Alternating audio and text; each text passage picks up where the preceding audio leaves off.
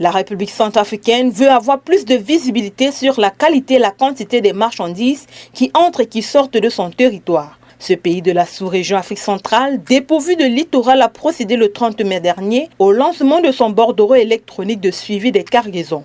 La cérémonie a eu lieu dans la métropole économique du Cameroun en présence du ministre centrafricain des Transports et de l'Aviation civile, Herbert Gautran Jono Ahaba, qu'accompagnait son homologue des Transports du Cameroun, Jean-Ernest Massinanga Lebibeyer. Placé sous la coupole de SAGE et des JLS Africa SAS, armateurs, accognés, chargeurs, transitaires, transporteurs et syndicalistes ont été les témoins privilégiés de cette avancée dans le fret maritime.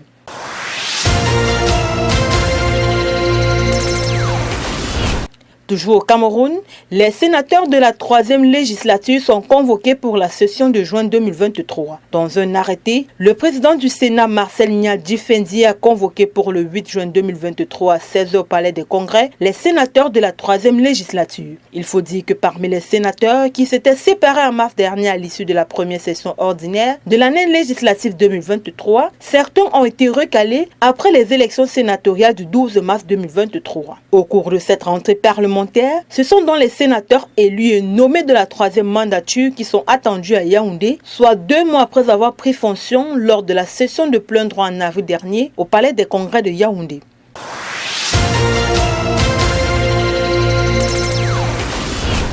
Restons toujours au Cameroun pour parler des pêcheurs du 4e arrondissement de la ville de Douala qui appellent les autorités administratives à l'aide. Face à la contamination sans cesse du fleuve Vouri, les pêcheurs de Bonasama Douala demandent au pouvoir public de juguler la pollution qui tue les poissons et entraîne la rareté des fruits de mer sur les étals. Traversé par le fleuve Vouri, le village de Bonasama abrite une bonne partie des entreprises industrielles de la ville. Et cette présence industrielle a une incidence sur l'environnement et les eaux du fleuve. Rappelons que c'est depuis environ 8 ans que les pêcheurs du fleuve Vouri vivent cette dégradation de la faune aquatique. La présence de billes de bois ou coupes de bois dans le fleuve, la pollution de l'eau par la présence de substances huileuses, l'envahissement de la jacinthe d'eau qui réduit l'espace de pêche sont là quelques causes de leur courroux. Réunis autour du groupement d'initiatives communes dénommé Quai de Bonasama, pêcheurs et vendeurs de poissons essayent tant bien que mal de sauver l'environnement ainsi que leurs activités.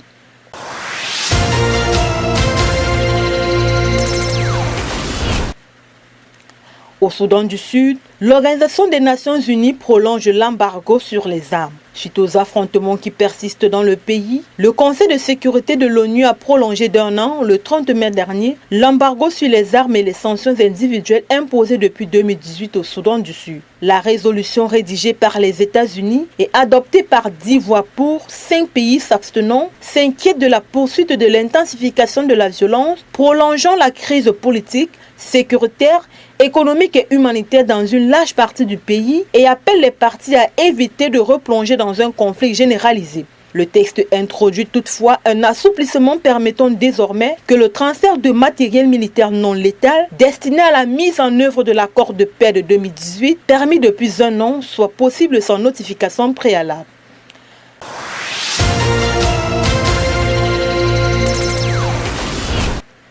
En République démocratique du Congo, l'armée accuse le Rwanda et le M23 de planifier une attaque sur Goma. Le porte-parole de l'armée congolaise, le général Sylvain Ekenge, a affirmé que des mouvements de l'armée rwandaise et de la rébellion du M23 sont en cours dans la province du Nord Kivu en vue, selon lui, d'attaquer la ville de Goma.